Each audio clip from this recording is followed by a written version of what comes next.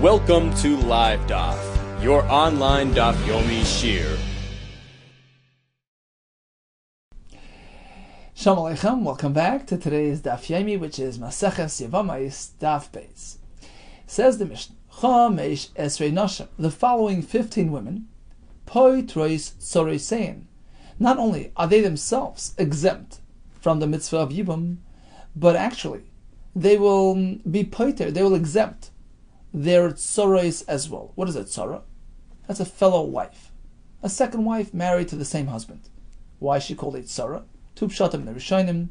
Either tzara is miloshen tsar, it's narrow, it's crowded, which is what happens when you have two women in the same household.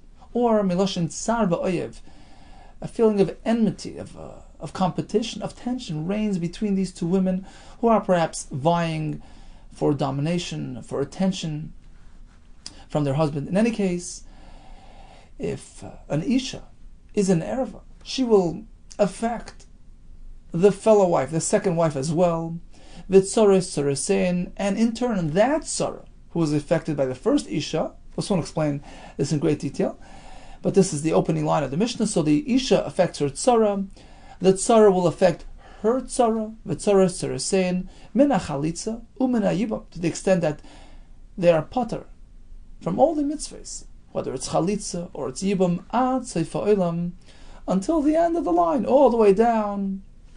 It's a chain reaction. Before we get into specifics and explain this halacha, just a quick introduction. So we have Reuben and Shimon, two brothers who shared the same father. So they were both living at the same time. Reuben passes away without children, childless. Shimon, the surviving brother, is now called the Yabam, who can go ahead and be Mekayim Mitzvahs Yibam by marrying Reuben's, his deceased brother's wife. And the Ramban and Parshas Vayeshev elaborates on this. Other Mefarshim bring the Zohar. Al Pi Kabbalah, there's a concept of the second brother, the surviving brother, taking over, so to speak, the family of the first brother, coming in his place, coming in his stead. The pasuk says that one shall give birth, the new son, Yakum al Shem Achav Hames, and the Rabban says it doesn't mean that after Yibam they named the new child born from the Yibam. They give him the same name as the deceased brother. It doesn't necessarily mean that. It just means that he takes over. And Farshim explain, based on the concept of Gilgal HaNeshamas, the neshama of the departed brother will now be reinserted into this new son born through the Yibam, and he comes alive again, so to speak. That's the pshat in Yakum al Shem Achav Hames. So when Shimon performs Yibam, marries Reuben's wife, they have a son. The Mace's neshama revisits the world with the concept of Gilgal HaNeshamas, and this is a tikkun for Reuben. This helps him out. This greatly benefits him. Gives him another chance at life. This extends his family arrangement. And that's what the mitzvah of Yibum is all about, explains the Ramban in Parshas Vayeshev. Okay, so now Reuven dies childless. Shimon is the Yavam. He's meant to perform one of two mitzvahs. He has a choice. Either Yibum, by actually marrying the Yevama. Reuven's wife, her name is Rachel, he can marry her, be Mekayim Mitzvahs Yibum. Typically, not meant to marry a sister-in-law. But there's an exception, Mitzvahs Yibum allows it, provided they have no children. Or you can choose for Chalitza. He declares, look, I'm not interested in doing the Yibum. We apply the Chalitza procedure. She removes his shoe, she spits in his face, and that's the process of Chalitza, which takes the place of Yibum. Now, before we continue, Taisus Yeshanim on the side asks a kash, Ish Makshim. Why do we begin Seder Nashim with Yibum? Yibum is a tragic event. As a result of a tragic event, it's a Puranas. Shouldn't we start with something positive? Start with Kiddushin. Start with Ksubas, on a positive note. Happy occasion, a marriage. And then go into Yevamos, which should be the last Masechta in Nashim. So actually we find, amongst the Rishonim, we find no less than 5 tirutzim to this kasha.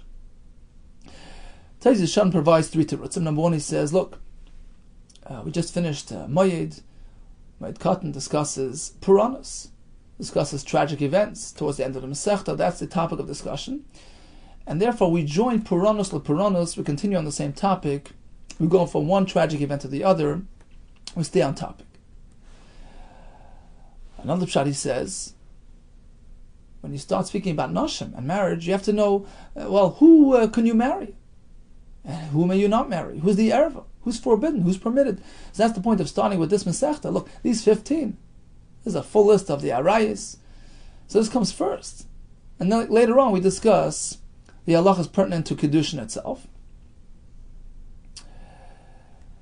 Another pshat, he says, interesting pshat, Mishum dehi mitzvah rishona she'ira b'noshim.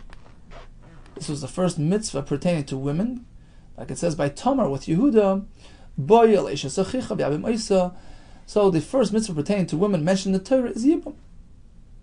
So that's why it's apropos that it's the first mitzvah discussed in Seder Nashim. I saw a couple other terutzim. One is that, as opposed to Kiddushin, which is by choice, right? Yibum is mukhrach. It's something you're meant to do. It's an obligatory mitzvah. You can't just pick and choose. This is a mitzvah that Torah gave you. Marry this woman. So therefore, this precedes the topic of Yibum precedes and is learned in advance of the conventional halachas of Kiddushin, which are marriages by choice. Another pshat I once saw, I forget where it was, that Yibum is a heavenly marriage. In fact, the Gemara Kiddushin of Beis calls it Isha hiknu loy min hashamayim. You see, in contrast to regular Kiddushin, where a person picks his spouse, he thinks he picks his spouse. It's all predestined, of course, but it's something which you do by choice. It's something which you do. It's your masa. It's your masa Kiddushin. Yibum is a heavenly granted, so to speak, a heavenly granted woman. Isha hiknu loy min hashamayim. In fact, it doesn't cost you any money. You don't even have to buy a ring. It's sort of, you're just taking over the marriage of your brother. So this is a marriage which is more heavenly, so to speak. It's coming onto the person from Shamayim, and therefore it sort of stands higher in importance and chashivas than the conventional Kiddushin, and therefore we discuss this first, and then later on Kiddushin. Okay, so the Mishnah speaks about 15 women. Now, all 15 have something in common. They're arayas, they're asr. They're asr to who? So Reuven was the fellow who passed away without children. Shimon is this Yavam, the candidate, the fellow who can potentially be Mekayim Yivam. Problem is like this. Reuven had 2 wives, Rachel and Leah. Rachel so happens to be Shimon's daughter. That's okay. Reuven can marry Shimon's daughter. She happens to be Shimon's mother-in-law. She happens to be Shimon's sister from his mother's side.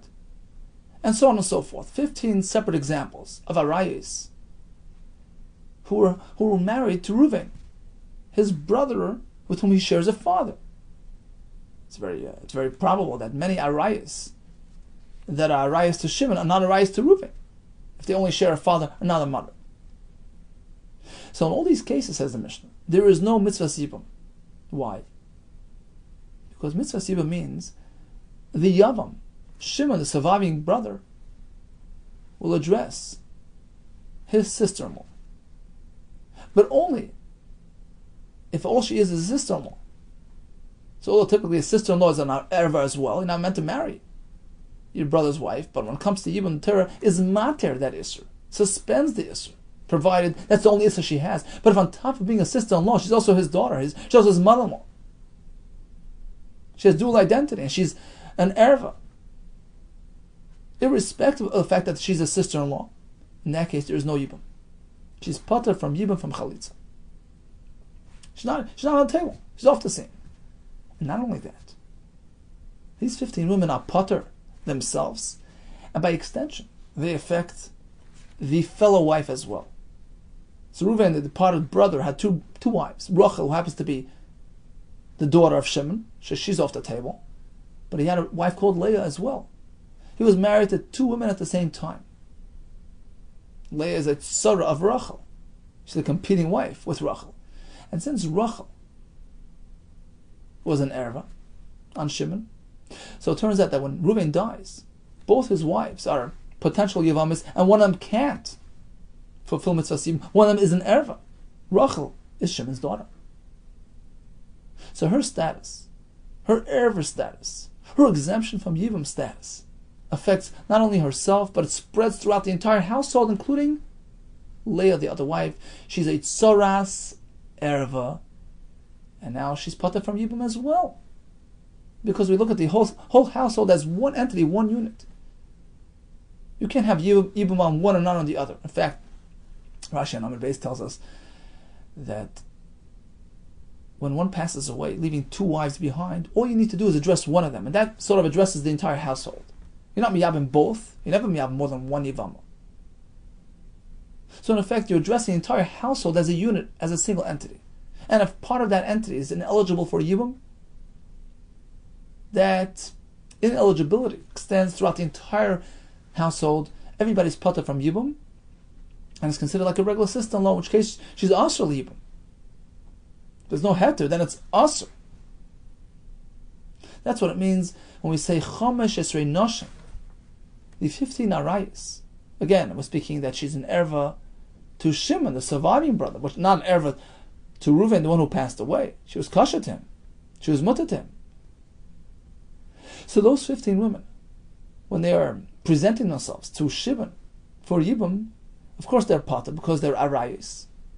But not only are they pater themselves, they are pater tzara, saying that pater extends to the other wife as well, who joined her, who's part of the same mishpacha.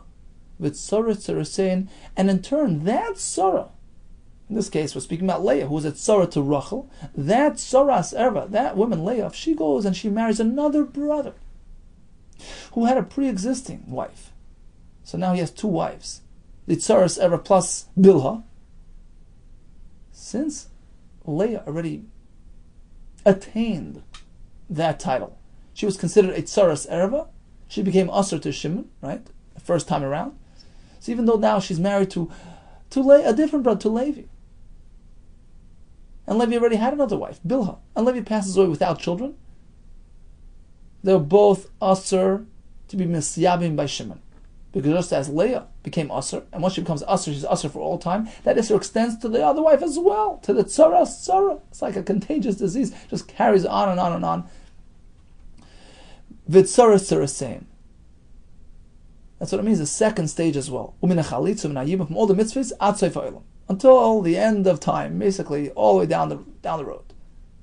It just extends and extends and affects all the tzaras all the way down. Who are these 15 women? Let's go down the list. Eluhain, Bitai. So again, we're speaking about Reuven and Shimon. Reuven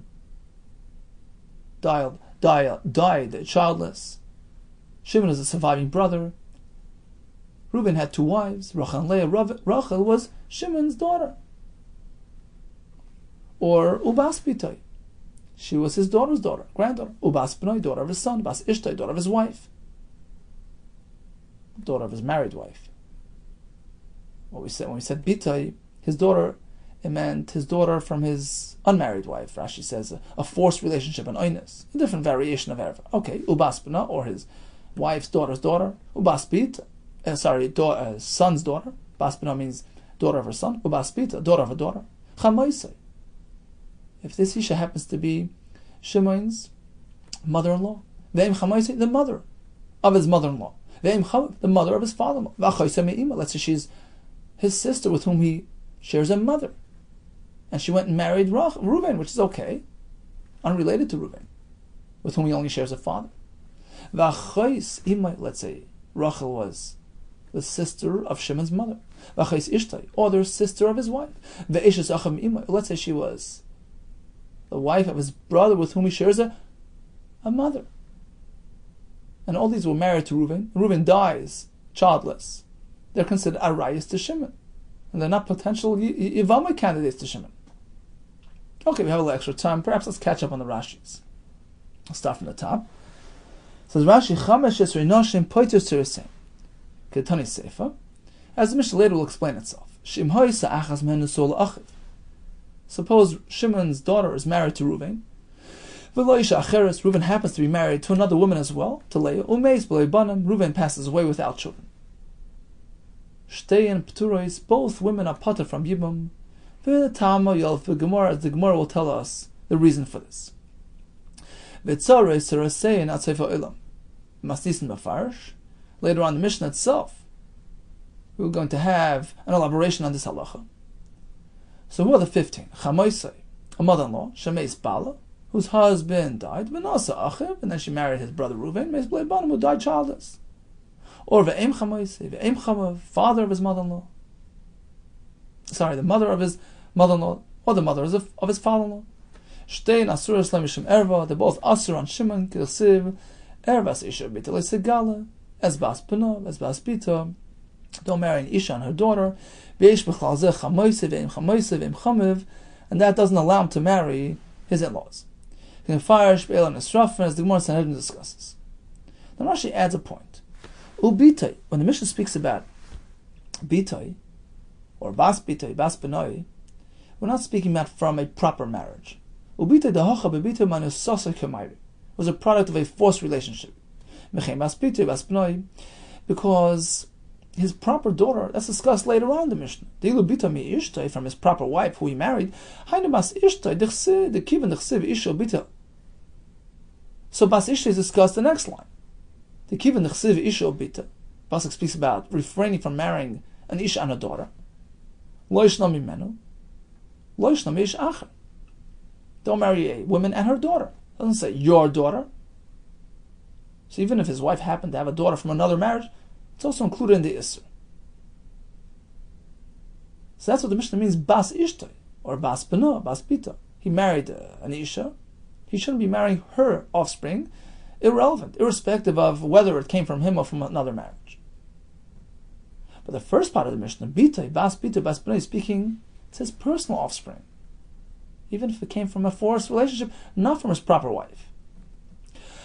But if it's a daughter from an anusa, that's not learned from this pasuk, from isha bita. Why? The isha, because the word isha means a properly married woman.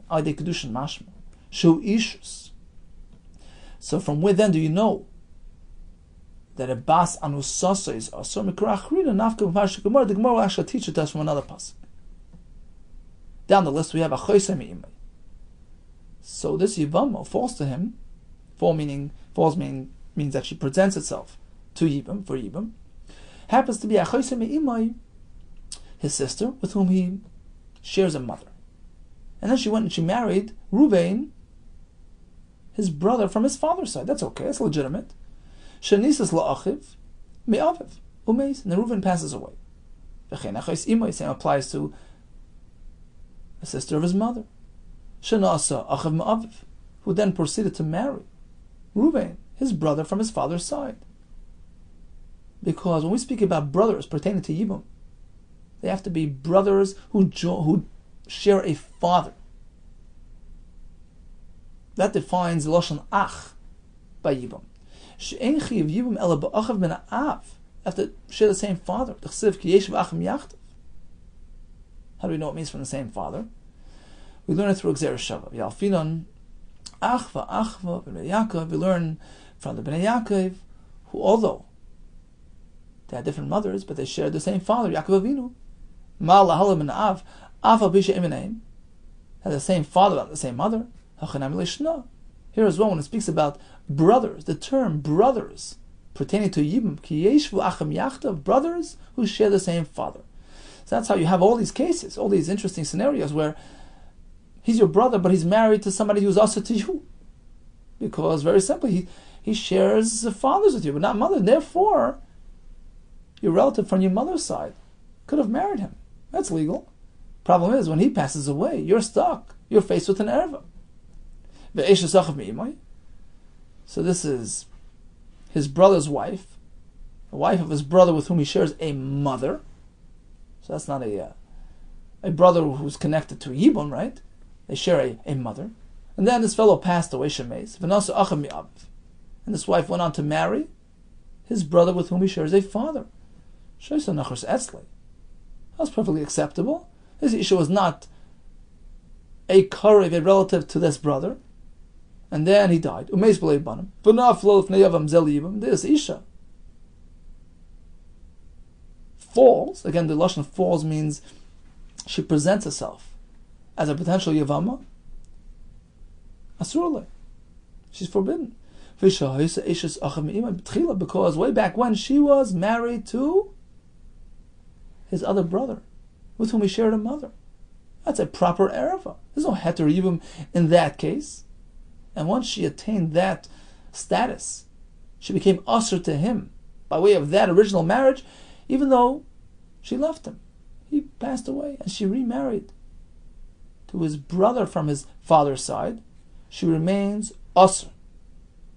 V'asur lo yelamis t'chsiv ervas eshes achicha v'darshina perech haba yivimtoi achicha b'mina'av b'mina'im, that a wife of a brother, whether from the father's side, whether from the mother's side, is usher unless it's in the context of yibum, which of course only applies when they share a father. So since her first time around she was married to his brother with whom he shares a mother, there's no heter yibum there. She becomes usher forever and ever. So even if she proceeds to marry his other brother with whom he shares a father, who is in the context, who is in the parsha of Yibam, but too late. She's already become usher to Shimon, and therefore even when Reuben passes away without children, he can't address her. Okay, let's turn the page. Continues the Mishnah. Ve'eshes achiv. We have two more cases to round off the 15. Ve'eshes achiv shloi hoye ba'olame b'kalos. As we said before, when does Yibum apply? When the two brothers, Reuven and Shimon, experienced each other in their lifetimes. I mean, they saw each other, they lived together at the same time. But if Shimon only came onto the scene later on, Reuven passes away and Shimon arrives. That's called Eishes Achiv Shloi Hoya Be'olame. Reuven and Shimon were not in the same world, so to speak. They weren't there together. They don't relate to each other. They don't identify with each other. And the concept of Yibum, where Shimon can sort of take over Reuven's life, doesn't apply in this case, because they didn't have any joint experience in this world. So now Reuven's wife is an Eishes Achiv, wife of his brother, who he never saw. Shloi Hoya Be'olame, who didn't live together with him. Yibum doesn't apply. She's a plain sister-in-law who's an erva. V'kalosei, or let's say Reuven is married to Shimon's daughter-in-law. It's another version of erva, in which case Yibum doesn't apply. It says Rashi on top here. Rashi will describe this case of Eishes Achiv Shloi Hoya Be'olame. Keep going.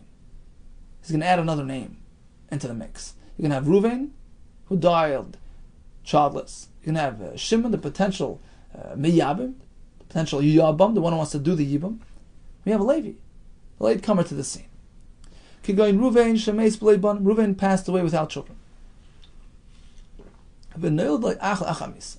After his passing, a new boy joined the family. Ushmoi Levi. V'amad Shimon v'yibam ishtei. Now here comes a great chiddush. There was a pre-existing brother. There was Shimon, who was around with Reuven. So Shimon did the mitzvah of Yibam. He was Miyabim, Reuven's wife, the Yevama. So what's the problem? V'lo isha acheres. Shimon had another wife.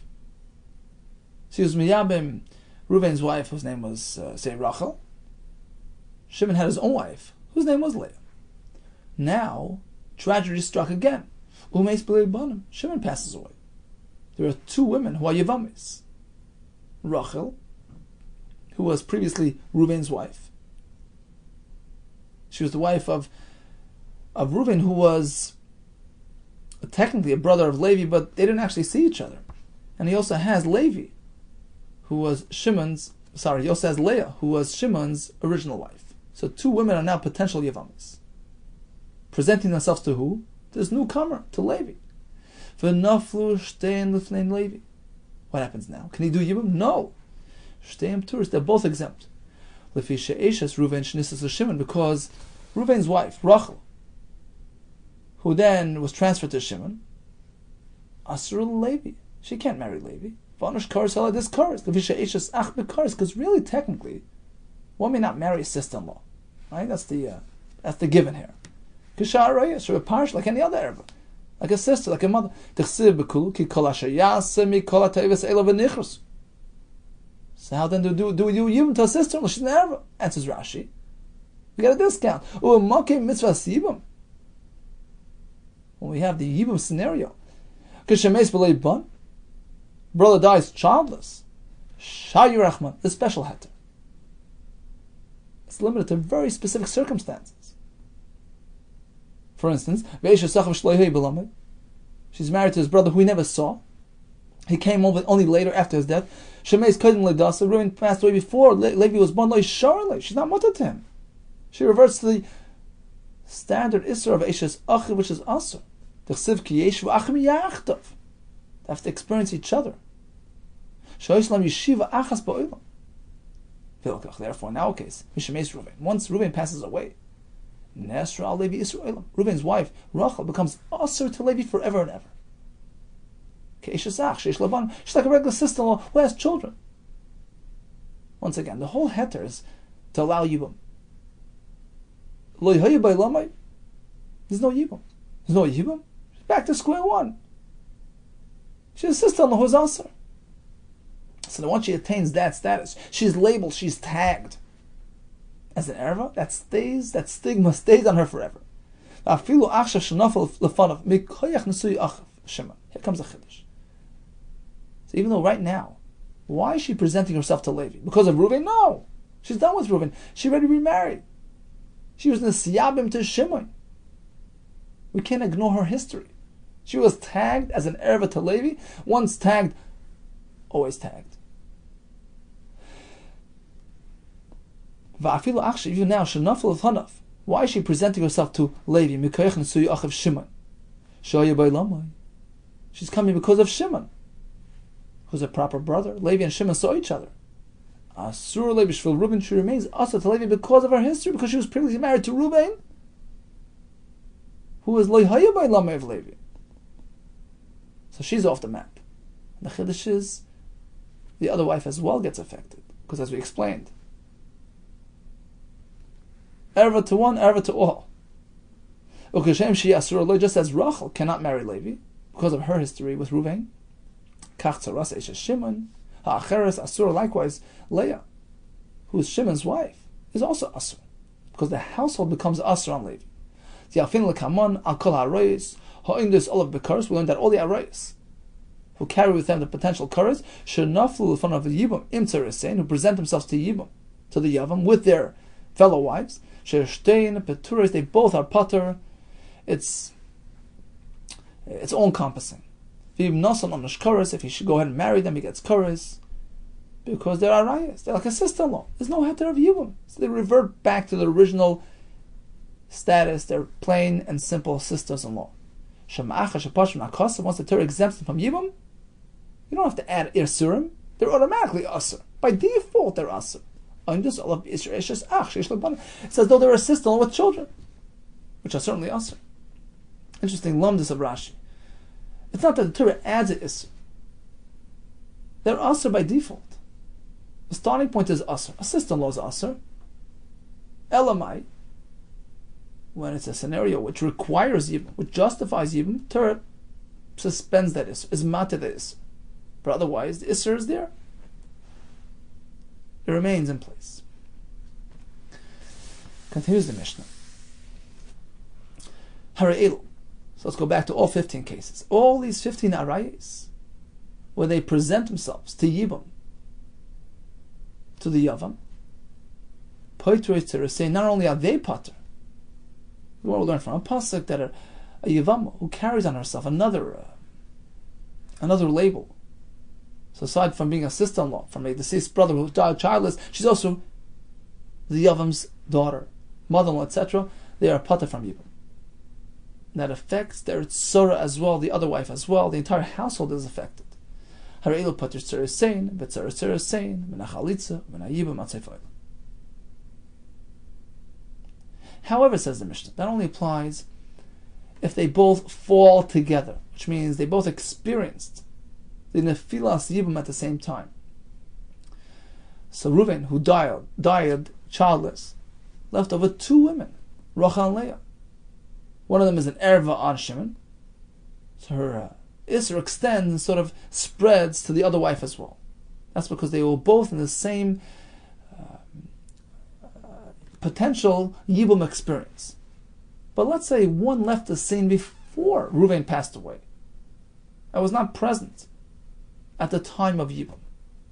She's not reckoned with. She's not part of the equation. The Kulan in Mesu, let's say the daughter who was married to Reuven, Shimon's daughter married to Reuven, passed away before Reuven did. So at the point of Yibum, when Reuven passed away, which activates, which triggers the Yibum process, Rachel was no longer here. She wasn't part of this household. We have other examples. Oimianu, let's say she was a Ketana, in which case her brother can marry her off. It's only a Kedushin D'Rabbanan, and the halach is she could just walk off. Mian means to refuse. She just walk away. So it's not a true marriage, Minat Torah. So Minat Torah, she's not really part of that household. In this gasho, let's say the Erva got divorced before her husband passed away. So she wasn't there when Yibum took effect. Or she to islands. Let's say it turns out that these Yevamos were, these Arayas were unfit for marriage. They were islandess, an Isha who can't possibly have children. So the entire Kedushin is not a legitimate Kedushin. It's a Mekach Tos. In which case it turns out she wasn't really part of that family. In this case, she's not part of the equation. We ignore her presence. So Risan Matarais. So the other wife can be Mekayim Mitzvahs Yibum. So in our case we have Reuven and Shimon. Reuven was married to Rachel, Shimon's daughter. But Shimon's daughter passed away before Reuven did. She was off the scene before Reuven passes away. Now, when Reuven passed away without children, he only left one wife. She's a proper Yevama. She's a total stranger to Shimon. She's not his Ereva. All she is a sister-in-law. Sister-in-law is mutter when she has no children.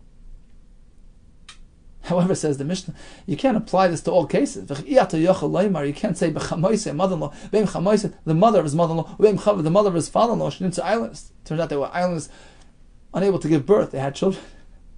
It's the mother-in-law. Or Shimenu, or they were Ktanis who can just walk off. Because evidently they were G'daylas, they had children. Okay. So the Mishnah will elaborate further and play out the scene. Ketzad Poitros Tzirasein, when we say that the Erva will affect the other wife as well. How does this happen? Let's spell it out. So you have Reuven and Shimon. Haisa Bite. Shimon's daughter was married to Reuven. Or Yachas Mikol Arayas Elu, or any other Arayas were Nasuis La'achim married to Reuven, his brother. Below Ishacheres, Reuven had another wife. So Shimon has a daughter, Rachel, married to Reuven, and Reuven has a wife, Leah. Umeis, Reuven passes away without children. Kashem Shabbat Ptur, just as Rachel is pata from Yibum because she's not erva. She's not allowed to marry Shimon. So just as she's pater, Kachsarasa Ptura, the other wife is pater as well. The Ptur extends and affects the other wife as well. That's Tzora. What about Tzora? How does it go further? Very simple. Holchat Tzora Spita. Let's say Leah, who's the Tzora of Rachel, now goes ahead and marries another brother. She marries Levi. Who's allowed to marry her? She's not Levi's daughter. So to him, she's mutar liyibum. So he's miyabim her. V'lo isha acheres. Levi had another wife. He had Bilhah. And he passed away, leaving both wives behind. Umeis, he left the world without children. So now they all come back to Shimon for another shot. Kishem shetzaras b'teptur, just as Leah is pater, because once Aser, always Aser. Since she was already pater from even the first time around. Right? Remember when Reuben passed away. And he left behind Rachel, who was Shimon's daughter, with Leah, who was not Shimon's daughter. They both became affected. They both are pater. And now Leah assumed the status of a regular sister-in-law. She's labeled an erva for all time. So even if she goes and remarries another brother, and now that other brother passes away, so now she's presenting herself to Shimon again from a different vantage point, from a different direction, from Levi. But once she's at Tzoras erva, she's always Aser. Not only that, it affects the other wife as well. So Levi was married to another wife, she also becomes pater. She's also affected. Because Shem Shetzaras B'Teptur, just as Leah is pater to Shimon, Kach Tzoras Tzoras Abtur, likewise the other wife as well, and just goes on and on and on. That Tzoras Tzora will marry somebody else who has another wife. It affects it all the way down the line. Afilu and Meya, up until even 100. Even 100 marriages will be affected. Ketzad. So what then does the Mishnah mean? Meisu tzurisein mutarais. Let's say the erva, Shimon's daughter, dies along the way. Before Reuven passes away, she's off the scene. She's taken out of the equation, and the other wife is now an ordinary, conventional, proper Yevama. Because when Yibum kicked in, when Reuven passed away, she was the only wife on the scene. So therefore she's mutter to marry Shimon Tzurisein Mutaris. How does this play out? Very simply.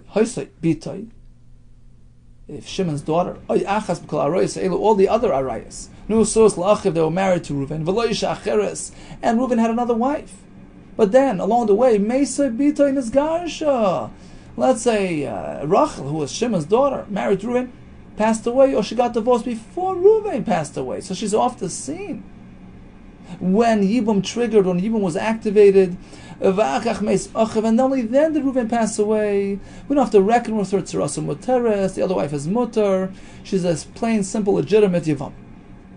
Concludes the Mishnah. Let's say as follows. Let's say Shimon had a young daughter, so Bita, but she was Ktana, and Ktana, as we learned, cannot have a proper Kedushim in Torah.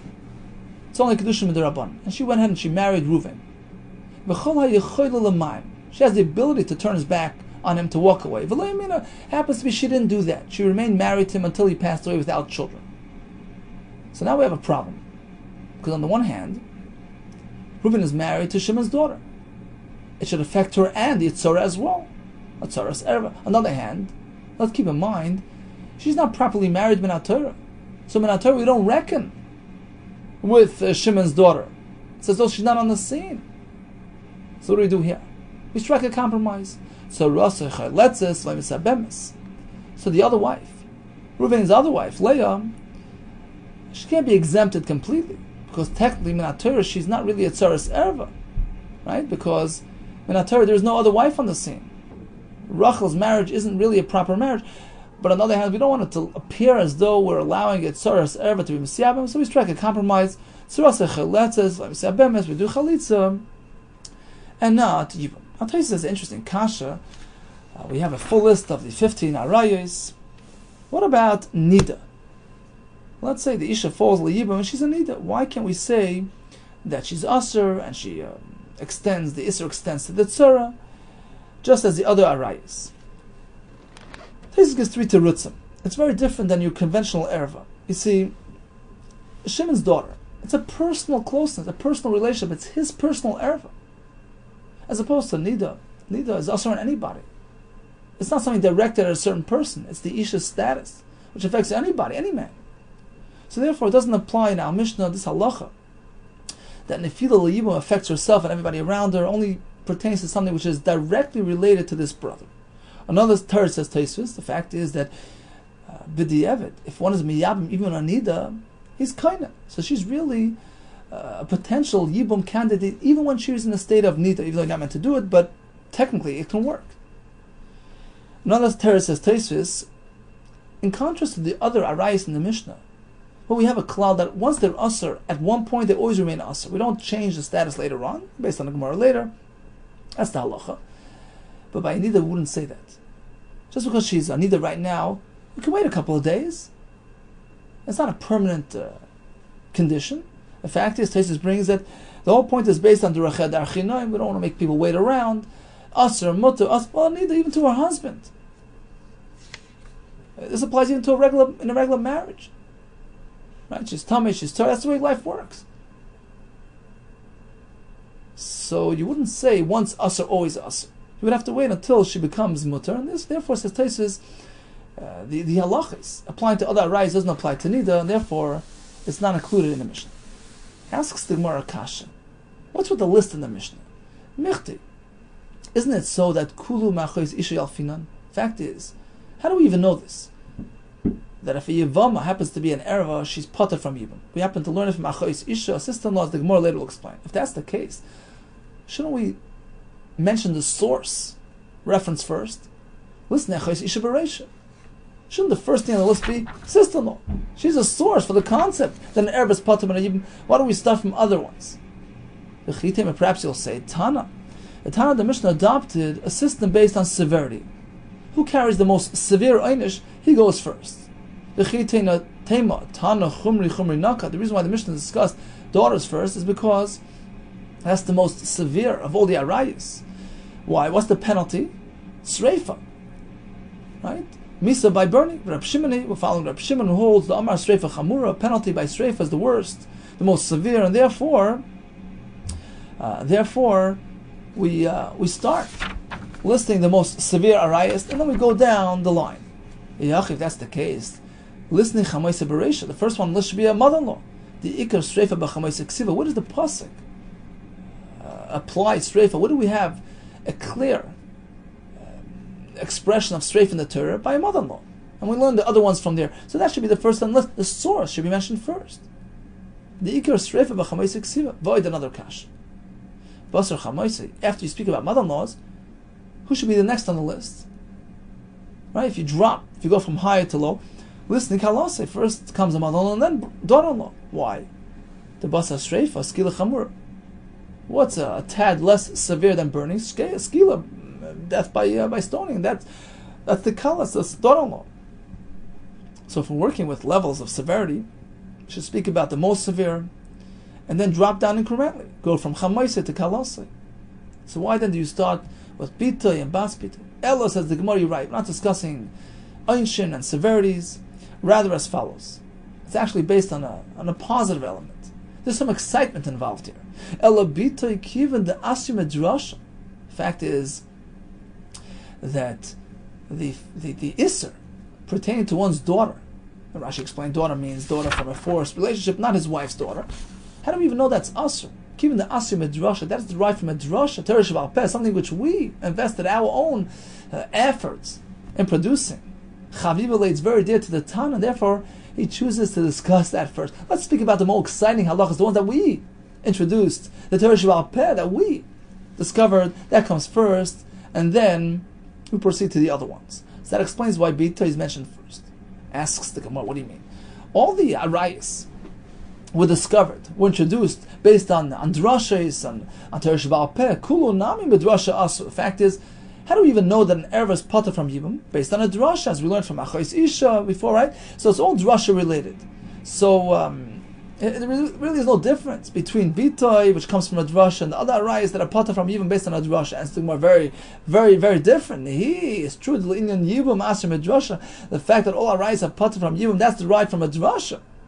But Ikar Israel, the fundamentals of their Isra, the fact that an ant is Asr, that's a pasuk. Behed Yiksibu, these are psukim. Psukim where we clearly list these Isurim pertaining to these Nashim. So the Ikar Isra is clear in the Torah, as opposed to Bitoy. How do we even know Bitoy is Asr? Ikar Isurim Midrasha. The Ikar Isra is not from a drasha. So the entire concept is drasha based. And that gives chavivus, dearness. And the Tana favors it and lists it first. Which drasha? Damarava Amar li Rabbi Yitzchak bar Avdimi. He taught me as follows. We're trying to learn two things. First of all, that Bitoy is Asr. Bitoy man is Sasai, right? Not from a proper wife. That's number one. How do we even know that the halacha of Sreifa applies in these cases? Both are learned from Exeris Shava. Asya Heina Heina, by applying the words Heina. Asya Zima Zima, Sreifa is learned from Zima Zima. Let's go to Rashi. Rashi on the fourth line. Asya Heina Heina, Li Surah. Asya Zima Zima, Li Sreifa. Rashi explains. The Bita Mi Ishtay. Regarding his wife's daughter, a daughter from a proper wife, whether it's his own daughter or from a previous marriage, or from his properly married, a wife that he properly married. Bas Bitoy, Bas Penoy, or grandchildren from this type of wife. Yal from Ervas Isha Bita, that's all learned from the pasuk Ervas Isha Bita Lesigala, Bari Bita Mi Ishtay, Bechlal Bas Ishtay. So whether it's his wife's daughter from another marriage or a daughter that they both gave birth to, so it's all included in Ervas Isha Bita. Avo Bita Menasase, what about a daughter from an Anusa, from forced marriage, illegitimate marriage? That we don't learn from this pasuk. Why? Ervas Isha Ubita, right? Veloshan Ishus means, Rashi said this in the Mishnah, Yikadushin Mashma, a properly married wife. So how do we know Bita Manasasa is Asr? Oh, Vigali Rachmana Ubas Bita Ubas Manasasa by Ikra. We have another pasuk. The pasuk says, actually this pasuk says Bas Bitay, Bas Bnei from an Anusa is Asr. Ervas Bas Bincha, Bas Bitcha. And it doesn't say they came from a proper wife. V'chaloshin Ishas like Siv. So from here we learn that a granddaughter from an Isha who you're not married to is also an Erva. What about a daughter? That we don't know yet. A daughter from an Anusa. We learn from Gzera Shava, Ksivhacha B'krod Anusa. By the Anusa it says, so we have the word Heina. Ksivhacha, the Ishus. The other pasuk speaking about a daughter coming from a properly married wife, it says Shera Heina. We connected two things. Ma Hasam Bitoy Kibas Bitoy. Just as over there, daughter is like granddaughter, Afhacha. Here as well by the Anusa, Afkan Bitoy Kibas Bitoy. We equate daughter to granddaughter. So now we know Bitoy Manusasa. That's Heina Heina. What about the Isser leading to Sreifa, to the Onisha Sreifa? That's learned from Zima Zima. Let's Sreifa. Ksivacha by Bita Mi'ishtoi. Here by Bita Mi'ishtoi it says Zimahi, Lashon Zima. Ksiv Sreifa. By the penalty of burning it says Zimahi, Beishi Sreifa. We learn Malhal and Sreifa, just as over there, Zima in the context of Sreifa, Afkan Sreifa here as well. Bita Mi'ishtoi produces Sreifa. What about Bita Manusasai? Well, that's already connected to Bita Me'ishtoi. Once we connect Bita Manusasai to Bas Ishtoi, we assume that it's all connected, and just like she's Asa to begin with, the same penalty that applies to Bita Me'ishtoi will apply to Bita Manusasai. So bottom line is, the Ikar Isser Bita Manusasai was not clearly stated in the Torah, rather it was derived from a Gzera Shava, from a Drash, and therefore it's Chaviv to the Tana. The Mishnah the Zohar says, Chavivim, Chaviv Yenim, Yenim shall Divir Seifim, Yesim Yenish. The words of Divir of Seifim is more a Chaviv, the Torah Shval Peh, which requires effort. Hishtadlus and work is more dear to Hashem than the Yenish shall Torah than the Torah Shebechsav. So Tana here is following that line as well. Bitay, which is Midrasha Asyas Chaviv, and that's listed first. Okay, we continue Bez Hashem tomorrow. So what did we learn today? We have Reuven and Shimon. Reuven passes away childless. He leaves over two wives who are potential Yevamis who present themselves to Shimon, surviving brother. Problem is, Rachel, one of Reuven's wives, happens to be one of these 15 Nashim mentioned in the Mishnah, in which case no Yibam is applicable. And therefore, by extension, that Torah extends to the entire household, to the other wife as well, to Leah. And even if Leah in turn marries another brother who has another wife, once Leah becomes Asr on Shimon, she's now tagged as a ordinary erva, a sister-in-law, which is asal olam, that affects everybody that she comes into contact with. Going down the line, ad seifa olam, we learned about the fact that if the erva leaves the scene before Reuben passes away, she's not part of the equation, not reckoned with, in which case it's Sarah is a proper Yevama, eligible for Yibum. And we concluded with the Seder HaMishnah. Why do we mention Bitay first? Kiven the Asir Medrasha, Chavi V'lei. All the best to you and much, much Hatzlach.